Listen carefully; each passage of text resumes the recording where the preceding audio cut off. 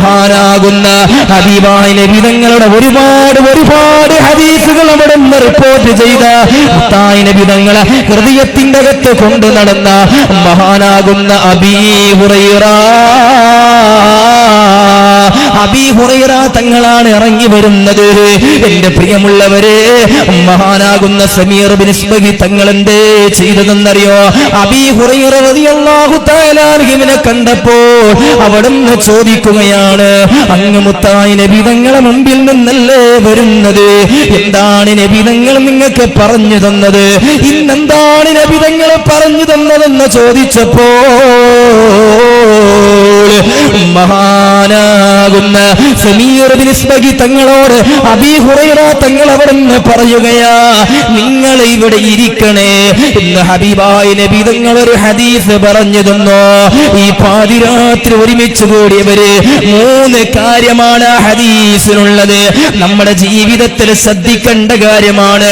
ആ 3 കാര്യങ്ങൾ നമ്മുടെ ജീവിതത്തിൽ ഞാനോ നിങ്ങളോ ശ്രദ്ധിച്ചിട്ടില്ലെങ്കിൽ പ്രിയപ്പെട്ടവരെ, കത്തിക്കാളുന്ന ഭീമാകാരമായ പടച്ച റബ്ബിന്റെ നരകത്തിലേക്ക് അല്ലാഹു നമ്മളെ വലിച്ചെറിയും. അല്ലാഹു കാത്തുരക്ഷിക്കട്ടെ. അബീ ഹുറൈറ റളിയല്ലാഹു തആല അൻഹു മഹാനായ തങ്ങൾക്ക് അവിടുന്ന് പറഞ്ഞു കൊടുക്കുകയാണ്, ഇന്നല്ലെങ്കിൽ നാളെ എല്ലാവരും മരിക്കുമല്ലോ, നാളെ പടച്ച റബ്ബിന്റെ പരലോകത്ത് കടന്നു വരുമല്ലോ. ഹബീബായ നബി തങ്ങളുടെ സമുദായം നാളെ പടച്ച റബ്ബിന്റെ പരലോകത്ത് കടന്നു വരുമല്ലോ. എങ്ങനെയാ വരുന്നതെന്നറിയോ?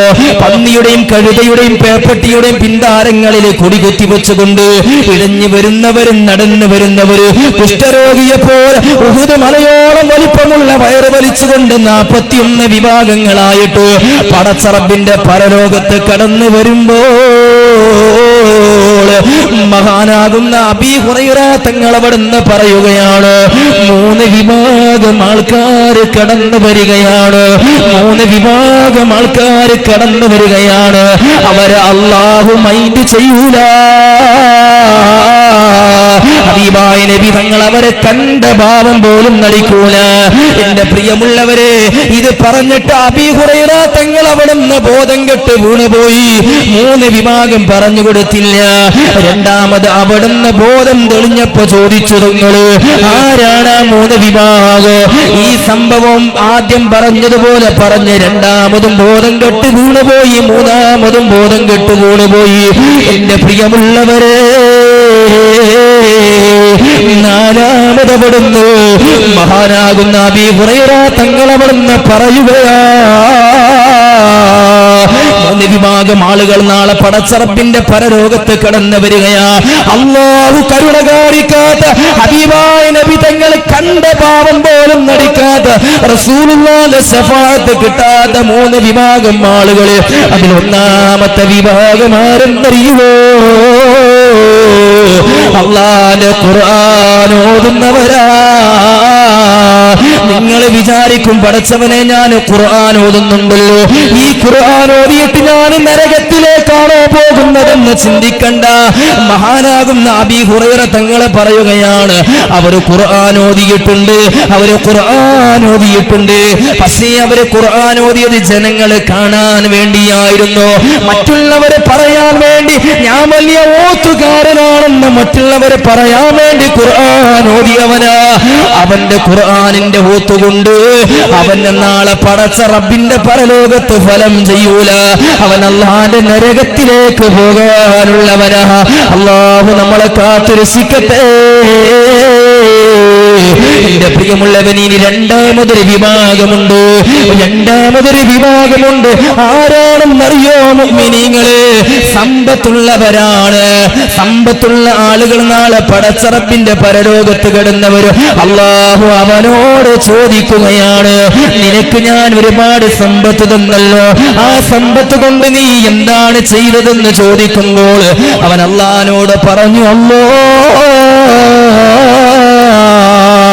ഞാൻ പാവങ്ങളെ സഹായിച്ചു അല്ലാ, മരുന്ന് കൊടുത്തു, ഭക്ഷണം കൊടുത്തു, നല്ല കാര്യങ്ങളെല്ലാം ചെയ്തു പടച്ചവനെ, ഒരുപാട് നന്മകൾ ചെയ്തു അല്ലാ. ഞാൻ ഒരുപാട് ചാരിറ്റി പ്രവർത്തനങ്ങൾ ചെയ്യുന്നുണ്ട് അല്ലാ. ഒരുപാട് പാവപ്പെട്ടവർക്ക് വീട് വെച്ചു കൊടുത്തു, അതുപോലെ ഒരുപാട് നല്ല നല്ല കാര്യങ്ങൾ ഞാൻ ചെയ്തെന്ന് പറയുമ്പോൾ അല്ലാഹുവിന്റെ മലക്കുകൾ വന്നിട്ട് പറയുകയാ, അല്ലാഹു അവന് പറയുന്നത് കള്ളമാ പടച്ചവരെ, അവൻ പറയുന്നത് കള്ളമാണ് പടച്ചവനെ, അവൻ പറയുന്നത് കള്ളമാണ് നാഥാ. അവനതാ വീട് വെച്ച് കൊടുത്തിട്ടുണ്ട്, അവൻ മരുന്ന് വാങ്ങി കൊടുത്തിട്ടുണ്ട്, ഭക്ഷണം അതാ വാങ്ങി കൊടുത്തിട്ടുണ്ട്. പക്ഷേ അവൻ എന്തിനാണ് ഇതൊക്കെ ചെയ്തതെന്നറിയോ? നാട്ടുകാര് പറയാൻ വേണ്ടിയിട്ടാണ്. വീട് വെച്ച് കൊടുത്തപ്പോൾ ഫ്ലക്സ് അടിച്ച് അവന്റെ അഭിമാനം കാത്തവനാണ്, അവന്റെ പേരിനൊരു മഹത്വം ഉണ്ടാക്കിയവനാണ്. നാട്ടിൽ നല്ല പവർ കിട്ടാൻ വേണ്ടി വീട് വെച്ചും മരുന്ന് കൊടുത്തു, ഭക്ഷണം കൊടുത്തു, ഇതിന് വേണ്ടി സമ്പത്ത് ചെലവാക്കിയവനാണ്. അതുകൊണ്ട് അവന് കാര്യമില്ല. ഇനി മൂന്നാമതൊരു വിഭാഗമുണ്ട് പ്രിയപ്പെട്ടവരെ, ആരാണെന്നറിയുമോ? അതും കൂടെ പറഞ്ഞിട്ട് ഞാൻ അവസാനിപ്പിക്കട്ടെ. ഹബീബായ നബി സല്ലല്ലാഹു അലൈഹി വസല്ലമ തങ്ങൾ പറഞ്ഞു കൊടുത്ത ഹദീസാണ്. മഹാനാകുന്ന സയ്യിദുനാ അബീ ഹുറൈറ തങ്ങൾ അവിടുന്ന് പറയുകയാണ്, സമീറുൽ ഇസ്മഹി തങ്ങളെ,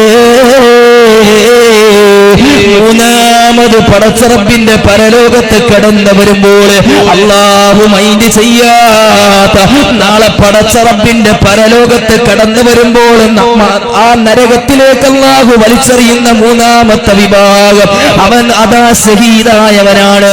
അവന് യുദ്ധം ചെയ്തിട്ട് മരണപ്പെട്ടു പോയവനാണ്.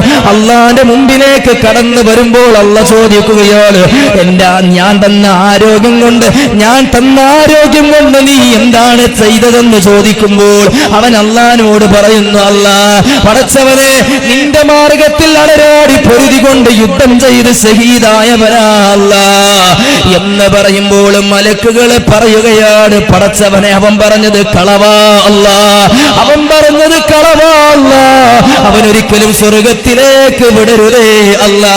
എന്റെ പ്രിയമുള്ളവരെ, മൂന്ന് കാര്യം അവിടുന്ന് അബീ ഹുറൈറ തങ്ങൾ അവിടുന്ന് പറഞ്ഞു തന്നിട്ട് പറയുകയാ, നിങ്ങൾ ഖുർആൻ ഓതിക്കോ, നിങ്ങൾ സദഖ ചെയ്തോ, നിങ്ങൾ നിസ്കരിച്ചോ, നിങ്ങൾ നല്ല കാര്യങ്ങൾ ചെയ്തോ, അതിനെല്ലാം പ്രതിഫലമുണ്ട്. പക്ഷേ നിങ്ങൾ ഇഖ്ലാസ് നഷ്ടപ്പെടുത്തല്ലേ. ഇതാരാണ് പഠിപ്പിച്ചു തന്നത്? ഹബീബായ നബി തങ്ങളാണ്. ആരാണ് പ്രവാചകനെന്നറിയോ? വിപ്ലവത്തിന്റെ പടപ്പാട്ടായ ഹബീബായ തങ്ങളാണ്. വിലമതിക്കാനാവാത്ത അമൂല്യനിധിയായ റസൂലാണ്. ഹബീബായ തങ്ങളല്ലോ ലോകത്ത് സമാധാനം പകർന്നു കൊടുത്തത്. സലാം അമിനേക്കല്ലാൽ ഈ മഹബൂബ് സുബ്ഹാനി, സലാം ഫഖറ മൗജൂദാത്ത്, സലാം നൂർ ഇൻസാനി. അല്ലാഹുവിന്റെ റസൂലേ അങ്ങേക്ക് സലാം, അല്ലാഹുവിന്റെ ഹബീബേ അങ്ങേക്ക് സലാം, ജിബ്രീലിന്റെ സബിർത്തരെ അങ്ങേക്ക് സലാം, ഖുർആനിന്റെ സാരഥിയെ അങ്ങേക്ക് സലാം, മദീനയുടെ മണിച്ചപ്പേ, മദീനയുടെ മലർവാടിയെ അങ്ങേക്ക് സലാം.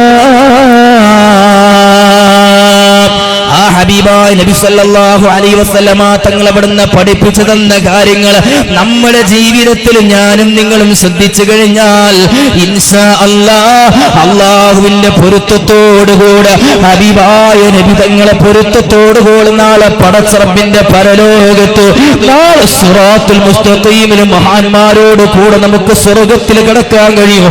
അല്ലാഹു നമുക്ക് തൗഫീഖ് തരട്ടെ. അല്ലാഹു നമുക്ക് തൗഫീഖ് തരുമാറാകട്ടെ. ഈ മജ്ലിസ് ഒരുപാട് ആളുകൾ, അൽഹംദുലില്ലാഹ്, ഒരുപാട് ആളുകൾ പങ്കെടുത്തൊരു വലിയ മജ്ലിസാണ് പ്രിയപ്പെട്ടവര്. ഒരുപാട് ഇൽമുകൾ കേട്ട് മലക്കുകളുടെ റഹ്മത്തിന്റെ മലക്കുകളുടെ സാന്നിധ്യം പോലുമുള്ള ഈ പരിശുദ്ധമാക്കപ്പെട്ട റജബ് മാസത്തിലെ ഈ